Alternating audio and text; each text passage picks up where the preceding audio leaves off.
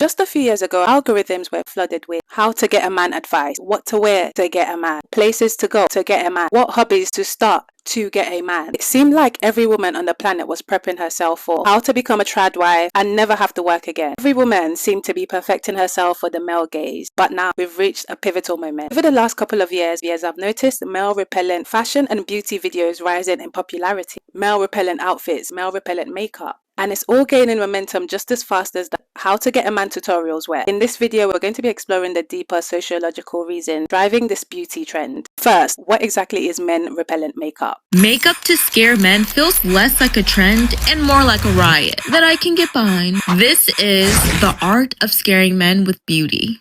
For plenty of years, beauty has been tied to one thing, and that is being pretty, which is pretty fucked up. The look. Now let's get into the details. It's more sharper with bold colors, light or dark, thin brows, smudge liner, lip combos that leave you completely speechless, just faces that don't follow what's ideal. The why. The phrase makeup to scare men is not really about scaring them. Hear me out. When you think about it deeply, it's about breaking that idea that women should look a certain way when it comes to beauty. Asia's final thought. I think this beauty trend is all about designing your face the way you want, not how anyone else thinks it should be. And honestly, that changes everything about beauty. It's the opposite of natural or no makeup makeup. It's creative, it's messy and unapologetic. Think bleached brows, shapes that are dramatic and distracting. All colors of the rainbow. It is makeup that is designed not to help you blend in, but to stand out on your own terms. Now let's talk about the why. Why is deeper than trending topics and a beauty fad. It's actually a result of a massive sociological shift. Across the Western world, we are looking at a decline in birth rates and marriage rates. This is abnormal. It's a record low compared to previous generation. Certain countries are even finding creative ways to encourage women to have babies. If you're turning 29 in France, you might soon get a message from the government about having a baby. Let me explain. France's Ministry of Health just announced a plan to try and improve fertility outcomes in the country. Part of that plan? Sending a letter to 29-year-olds reminding them that fertility declines with age. Officials say 1 in 8 French couples struggles with fertility due to health factors and personal choices, like waiting until you're older to have a baby. These communications are just one of 16 measures in the plan. The idea, the ministry says, is to avoid the "if only I'd known" mentality, and aims to empower young adults free from social pressure. These communications will also stress that fertility is a shared responsibility between men and women, and that while egg freezing is one option, it's not, in their words, a miracle cure. Other actions in the plan include better fertility education in school, expanding egg freezing centres, and developing a national plan to address endometriosis. If you're turning 29 in France, then we have the 4B movement, which started in South Korea, and it encourages women to reject dating, marriage, and giving birth. It started as a niche group, but this ideology is now going more and more mainstream. Women are realizing that marriage isn't always a partnership. It can require emotional labor, your silence, enduring misogyny, and sometimes the truth is a lot of women are resonating and joining these movements because the modern dating landscape is exhausting. Many men want to go 50-50. They want to be catered to. They want to be wined and dined. They want to be chased. And who has time for that when you're also trying to build a future for yourself? Dating is hard in 2026 because the modern man is dealing with a profile of women that he has never had in history. We've never seen.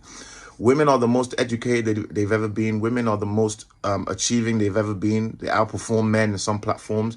Women are the most financially settled they've ever been in history. I'm not saying the wealth gap and the pay gap doesn't exist anymore. I'm just saying that if you compare the women of today to the women in history, they are the most financially settled, the most educated they've ever been. How do you think that affects the modern man? We don't know how to deal with it. You can see a lot of men today shut down at the idea of having to court a woman because everything we know about love and romance has been predicated on the fact that they have to be dependent on us in some way, usually financially, and that muddies the waters in a way. So when a woman is not dependent on you in any way, you strictly have to court her and woo her based on the caliber and quality of man you are. It completely changes the playing field. And that's exactly what's happening today. The modern man does not know how to deal with it. A lot of us don't, because it requires us learning the oppressive systems that we've learned, that we've grown up on. Patriarchy, misogyny, all of these things. And this is the thing.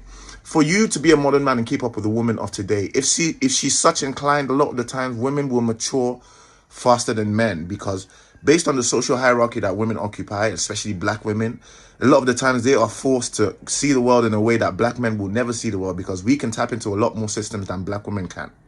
So a lot of the times they are in a position where they are forced to grow a lot more than everybody else. Do you understand? So for you to be a black man and keep up with that, you also have to be unlearning at the same pace that they are unlearning. I'm not saying it's impossible. There are loads of brilliant, emotionally stable, achieving men who are able to nurture beautiful, talented, achieving, do you understand, financially settled women. There are loads of men like that. So this is not me saying, oh, men can't keep up.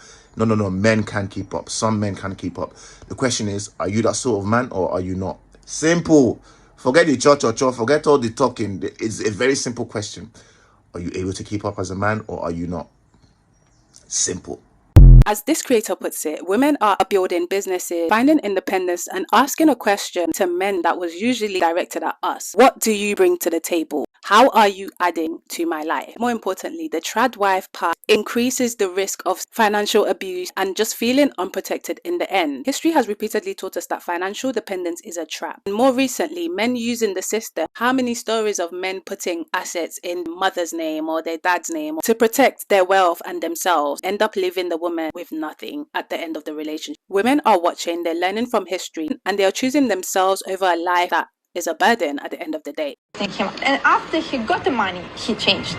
I never asked anything for myself. All I said, please give 100% of motherhood to our children. You want me to be 100% of time for your kids, but you want to do what you want to do. And after this, I will be exhausted. This is Irina. She's on a show on Netflix. She's actually one of my favorite cast members on that show. She's beautiful, she's interesting, and she minds her business. I love that. If you watch the show, you will see that she's unfortunately trapped in her marriage. It's financial abuse, alleged cheating. She can't leave because she has no independent wealth. Your heart just breaks for her because she's stuck. And that there is the reality that a lot of women are desperate to avoid. Even women like myself that are interested in marriage and dating and having children, still doing it with selectiveness, carefulness, and being more choosy, because we don't want to live in survival mode. We want to live a life that is full of joy and passion and expressive, not be at the mercy of a mean, controlling man that might just turn on you. How can you rest easy in that kind of situation? Many women that come before us have been through this, so why would anybody think that they are special? Like, you really cannot afford to be delusional. Okay, let's talk about that statement that this male repellent trend is making and the historical context behind it all. And deeper statement being made is that women are reclaiming agency over their bodies and how their lives go. But women rejecting the good girl or good woman trope through fashion and beauty is not new. In the 60s, women rebelled against societal norms by wearing miniskirts. In the 1920s, women cut their hair into bobs. They wore less form-fitting clothing. They wore makeup that was previously reserved for sex workers and loose, immoral women. The 70s and the 80s, the punk aesthetic again saw women rejecting traditional femininity, wearing black lipstick, heavy eyeliner, and shaving off sections of their head.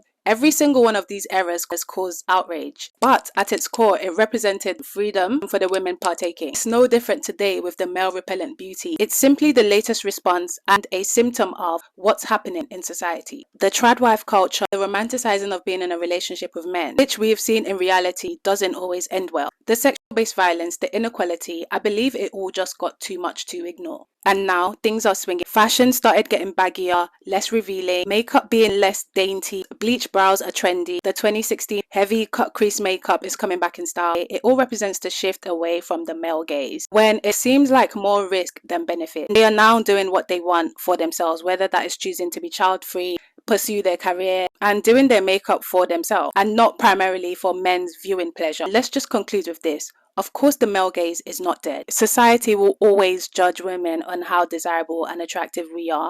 Pretty privilege will always be a thing. This is the irony. Men will never be completely repelled by us. There will always be the catcallers. There's the men that feel entitled to your time and attention. The man who sees a woman clearly does not want him and is not interested in him, still being creepy towards her and trying to force himself into her energy. So yeah, you could wear the most male repellent outfit and the makeup combo, and there will still be a guy out there on the street that will try to get your attention. They are blind to their creepiness and entitlement because in many ways it's still a man's world. So I wholeheartedly support this trend. We need to do what works for us. Your worth should not be based on how desirable you are to a man. Your value is in your mind, in your joy, and in your independence. This is the male repellent trend. It's not about hating men, because even if you hate men, they will still be obsessed with you. It's about freeing yourself from the need of validation from men. Thanks for watching. I'll see you in the next video. Mwah.